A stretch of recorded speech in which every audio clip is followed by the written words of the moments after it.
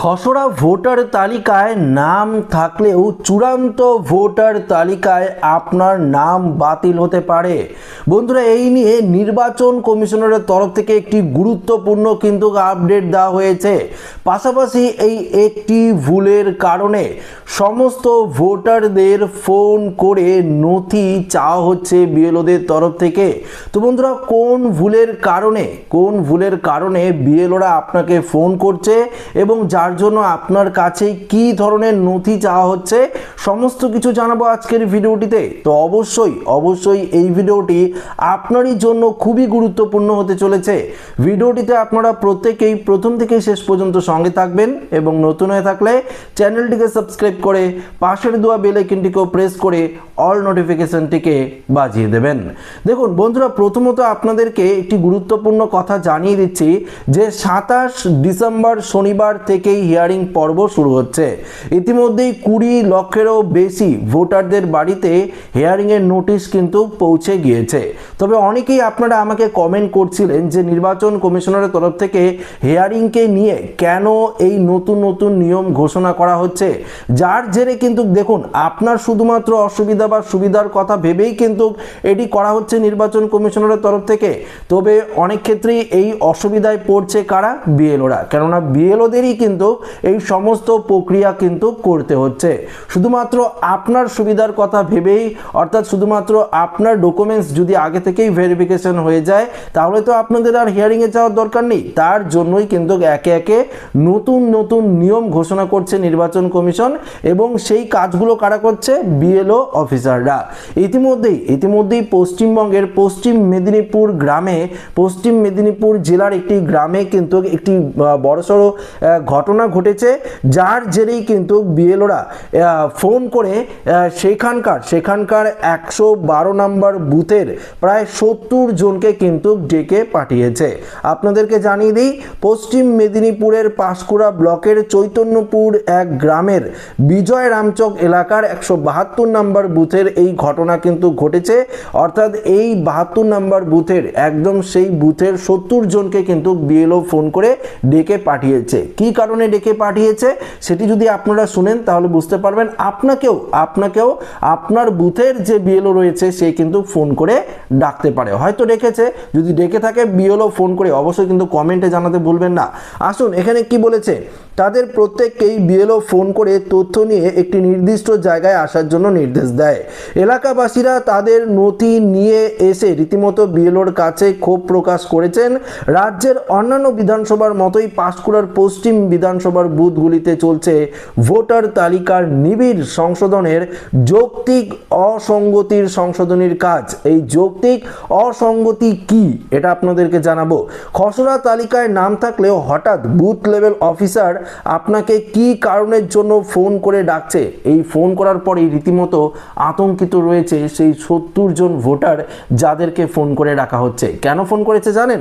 দেখুন, যদিও প্রশাসনের দাবি আতঙ্কিত হওয়ার কিছুই নেই, ভোটারদের সুবিধাতেই ভোটারদের যাতে কোনো রকম অসুবিধা না হয় তার জন্যই কিন্তু আগে থেকেই বুথ লেভেল অফিসাররা সেই সমস্ত ভোটারদের ফোন করে ডাকছে। কোন সমস্ত ভোটাররা? দেখুন, এই যে 70 জন ভোটারকে ফোন করে ডাকা হয়েছে কেন জানেন? এই 70 জন ভোটারের নামের বানান ভুল রয়েছে। 2002 সালের নামের সঙ্গে 2025 সালে যে নামের সেই গন্ডগোল রয়েছে। অনেকের ক্ষেত্রে দেখা যাচ্ছে মিডিল নাম রয়েছে 2002 সালের। ধরুন আপনার নাম রাজীব কুমার বসাক আপনার নাম, সেক্ষেত্রে আপনি কি করছেন? কুমার টাইটেলটা উঠিয়ে দিয়েছেন। অনেক ক্ষেত্রে যারা মুসলিম ভাই বোনরা রয়েছে তাদের ক্ষেত্রেও দেখা গিয়েছে যে তাদের নামের মিডিল নাম থাকে, সেক্ষেত্রে তারা কি করেছে সেই মিডিল নামটা কিন্তু তুলে দিয়ে সেটা কিন্তু 2025 সালের তার মিডিল নামটা উঠে, ধরুন আপনার নাম রাজীব কুমার বসাক, তো সেই মিডিল নামটা উঠিয়ে দিয়ে আপনারা রাজীব বসাক লিখেছেন। তো সেই ক্ষেত্রে কি হচ্ছে? নামের অসঙ্গতি হচ্ছে, মিলছে না। এই সমস্ত ভোটারদের আগে থেকেই কিন্তু ডেকে নিচ্ছে বিএলওরা, ফোন করে ডেকে নিয়ে সমস্ত নথি নিয়ে তারা কিন্তু এই সমস্যার সমাধান করে দিচ্ছে এবং তাদেরকে পরিষ্কার পরিষ্কার বলা হচ্ছে যে আপনাদের আর হিয়ারিংয়ে যেতে হবে না, কারণ আপনার নাম 2002 সালের লিস্টে রয়েছে, আপনি আপনার বাবা মা ঠাকুরদা ঠাকুমার নাম দিয়ে ফর্ম ফিল আপ করেছেন, সেক্ষেত্রে আপনাকে কিন্তু আর হিয়ারিংয়ে যেতে হবে না। শুধুমাত্র এই সমস্যার কারণে আপনাকে হিয়ারিংয়ে যেতে হতো, কিন্তু সেটা কে সলভ করছে? বিএলও অফিসাররা সলভ করে দিচ্ছে। পাশাপাশি দেখুন বিএলও অ্যাপে একের পর এক আপডেট আসছে, সেই আপডেট অনুযায়ী বিএলওরাও কিন্তু আপনার সমস্ত যে নথি রয়েছে বা যেগুলো তারা করা সম্ভব, যতটা কাজ করা সম্ভব সেগুলো করে দিচ্ছে। কেননা নির্বাচন কমিশন স্পষ্ট জানিয়েছে এত মানে হচ্ছে লক্ষ লক্ষ না, এখানে কোটিরও ওপরে 1.5 কোটিরও ওপরে ভোটার রয়েছে, তাদের অর্থাৎ নামের অসঙ্গতি রয়েছে অনেকের, বিশেষ করে যাদের 2002 সালের লিস্টে নাম নেই, বাবা মা কারো নাম নেই, সেক্ষেত্রে তাদের তো হিয়ারিংয়ে যেতেই হবে। এমনকি যাদের 2002 সালের লিস্টের নামও ছিল, পাশাপাশি তাদের অনেকের আবার বাবা মা ঠাকুরদা ঠাকুমার নাম দিয়ে ফর্ম ফিল আপ করেছে, কিন্তু তাদের সন্দেহের তালিকায় রয়েছে, যার জন্য তাদেরকে কিন্তু হিয়ারিংয়ে ডাকা হচ্ছে, যাতে এই সন্দেহের তালিকাও দূর করা যায়, যাতে রিভেরিফিকেশন লজিক্যাল ডিসক্রিপেন্সির আওতায় তাদের ডকুমেন্টস ভেরিফিকেশন করা যায়, সেটাই চাইছে নির্বাচন কমিশন। তাহলে তো এত লক্ষ মানে এত লক্ষ ভোটারকে কিন্তু এই হিয়ারিংয়ে যেতে হবে না। তবে ইতিমধ্যেই কমিশন সূত্রে যে আপডেটটি দেওয়া হয়েছে সেখানে পরিষ্কার জানিয়ে দিয়েছে যে অনেকেই ভাবছেন যে খসড়া ভোটার তালিকায় আমার নাম রয়েছে, কিন্তু তাহলে তো আমাকে আর হিয়ারিংয়ে ডাকবেই না। এটা কিন্তু একদম ভুল। বন্ধুরা দেখুন, আপনার বুথ লেভেল অফিসারের বিএলও অ্যাপে কিন্তু ইতিমধ্যেই হিয়ারিংয়ের যে লিস্ট, অর্থাৎ কাদেরকে হিয়ারিংয়ে ডাকা হবে সেই লিস্ট কিন্তু পৌঁছে গিয়েছে। যদি আপনি এখনো নোটিশ না পেয়ে থাকেন, আপনি বুথ লেভেল অফিসারের সাথে যোগাযোগ করতে পারেন। সেই বুথ লেভেল অফিসার পরিষ্কার বলে দিতে পারবে যে আপনার নামের নোটিশ জারি রয়েছে কিনা হিয়ারিংয়ের। যদি থাকে তাহলে হয়তো তাদের বুথ লেভেল অফিসারের কাছে সেই নোটিশ পৌঁছায়নি, তাই সে আপনার বাড়িতে দেয়নি, যখন পৌঁছে যাবে তখন তো দিয়ে দেবে। কিন্তু লিস্ট তো পৌঁছে গেছে আগেই বিএলও অ্যাপে, সেই লিস্ট দেখেই কিন্তু তারা বলে দিতে পারবে যে আপনাকে হিয়ারিংয়ে ডাকা হবে কি না।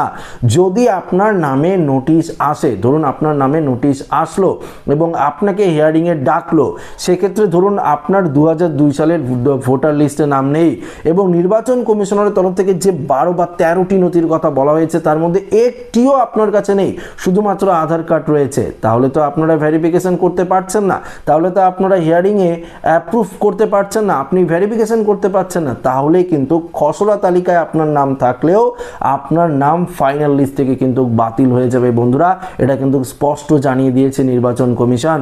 দেখুন, আরেকটি কথা আপনাদেরকে জানিয়ে দিই, আপনারা নোটিশের ফর্ম তো দেখেছেন, আমাদের এই চ্যানেলে নোটিশের ফর্ম নিয়ে আমি আপনাদেরকে দেখিয়েও দিয়েছি নোটিশটি দেখতে কেমন হবে, এবং পাশাপাশি আরেকটি যে নোটিশ রয়েছে যেখানে কি কি ডকুমেন্টস লাগবে, হিয়ারিংয়ের সময় কোন কোন নিয়মগুলো আপনাদের ফলো করতে হবে, সেগুলোও নিয়ে কিন্তু আমি আলাদাভাবে ভিডিও দিয়েছি। সেখানে গতকালকেই সেই ভিডিও দিয়েছি যে দ্বিতীয় নোটিশ পেলাম হিয়ারিংয়ের, সেই নিয়ে কিন্তু ভিডিও দিয়েছি। যারা দেখেননি অবশ্যই দেখে নেবেন, কারণ সেই ভিডিওটিও আপনার জন্য গুরুত্বপূর্ণ হতে চলেছে। কেননা হিয়ারিংয়ের নোটিশ পাওয়ার পর তো আপনাদের হিয়ারিংয়ে যেতে হবে।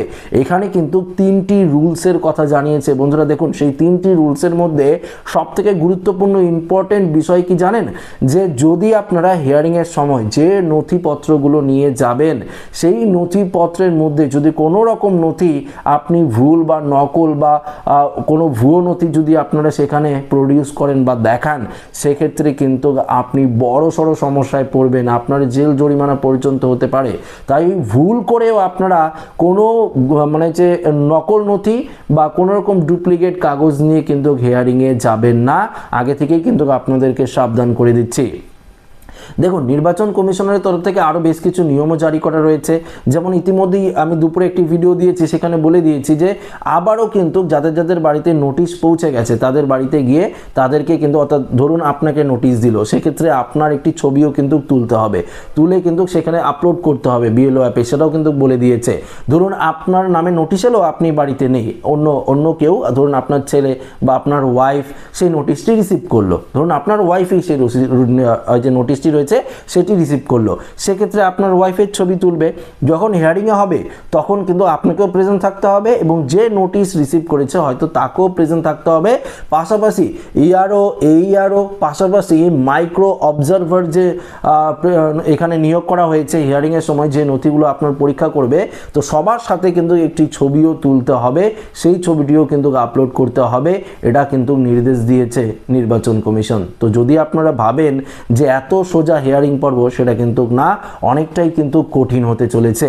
তো বুঝতেই পারলেন, খসড়া তালিকায় আপনার নাম থাকলেও যদি আপনারা হিয়ারিংয়ের সময়, যদি আপনাদের হিয়ারিংয়ে ডাকে, হিয়ারিংয়ের সময় আপনারা যদি কোনো নথি দিয়ে প্রমাণ করতে না পারেন বা কোনো নথি আপনারা দেখাতে না পারেন যেটি আপনারা বৈধ কোনো কাগজ, যে 11টি নথির কথা বলেছে, তাহলে কিন্তু ফাইনাল লিস্টে আপনার নাম 100% বাতিল হবে।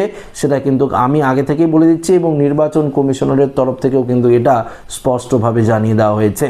তো আশা রাখবো এই ভিডিওটি প্রত্যেকের ভালো লেগেছে। ভিডিওটি ভালো লাগলে লাইক করবেন, বন্ধুদের সাথে শেয়ার করবেন, নতুন হয়ে থাকলে চ্যানেলটিকে সাবস্ক্রাইব করে আমাদের সঙ্গে জুড়ে থাকবেন। ধন্যবাদ।